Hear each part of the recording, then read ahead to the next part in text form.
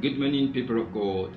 I'm still your regular host, Oluwapamilerin Ayanwale. Our exhortation is taken from the book of Exodus, chapter 32, verse 26. Exodus 32, verse 26 says, Then Moses stood in the gate of the camp and said, Who is on the Lord's side? Let him come unto me. And all the sons of Levi gathered themselves together unto him. Our exhortation is, who is on the Lord's side? Beloved in Christ, the question, who is on the Lord's side, is not a casual question. It is a divine summon that demands total allegiance.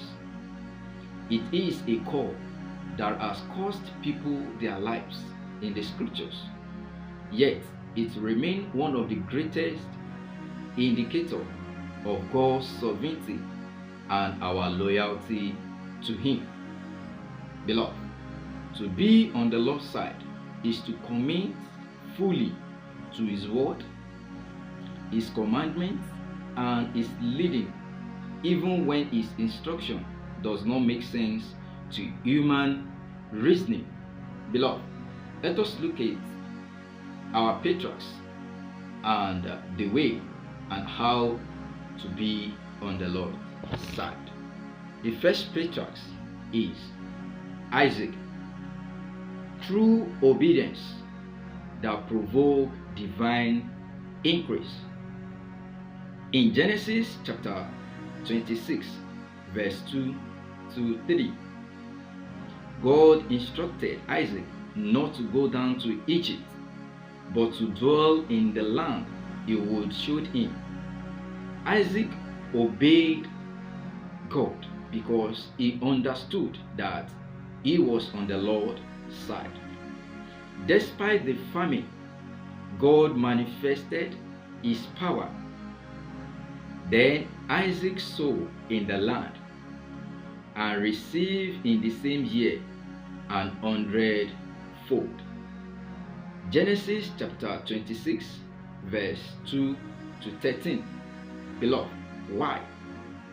Because the Lord was with him, and those on the Lord's side enjoy supernatural backing, even in unfavorable season.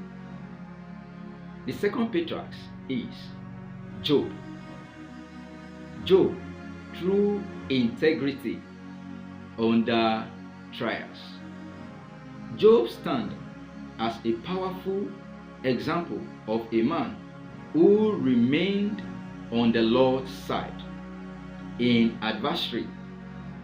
In Job chapter 2, verse 9 to 10, when his wife urged him to curse God and die, Job responds and says, Shall we receive good from God, and shall we not receive evil? Beloved, he refused to sin with his lips. This teaches us that who we are truly on the Lord's side. We understood that trials are sometimes permitted so that God may be glorified in us. In Job chapter 1 verse 8 reveals something deeper. Beloved, sometimes your battles arose because God is boasting about you in the spirit realm. And in the midst of trials, in all this, Job sinned not, nor charged God foolishly. Job chapter 1 verse 22. Beloved, those on the Lord's side do not give up their integrity.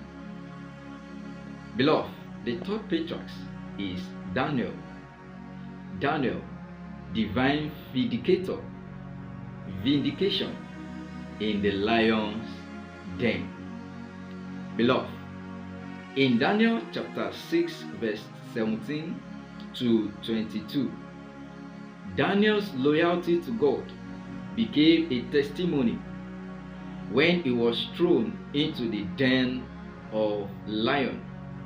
The king cried out, "Is thy God, whom thou serve, continually able to deliver thee?"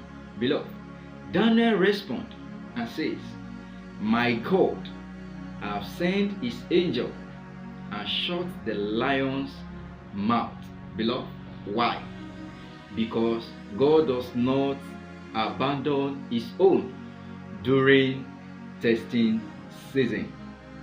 Beloved, the three Hebrew boys, through loyalty even unto death. Beloved, Shadrach, Meshach, and Abednego declares boldly in Daniel chapter 13 verse 16 to 18, "Our God whom we serve is able to deliver us, but if not, we will not serve their gods."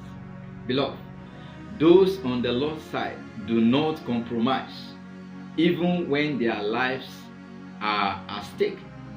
Beloved, misunderstanding and mockery are part of the journey. Beloved, if people mock you during difficult season, don't be discouraged. Tell them, this challenge is for God to glorify himself in my life.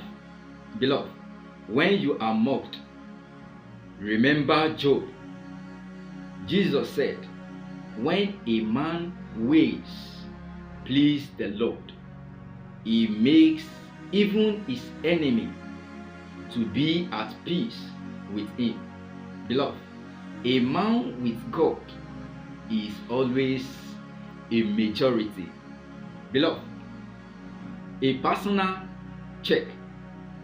Are you truly on the Lord's side? Beloved, in times of difficulty, ask yourself, do I truly know God? Does God know me?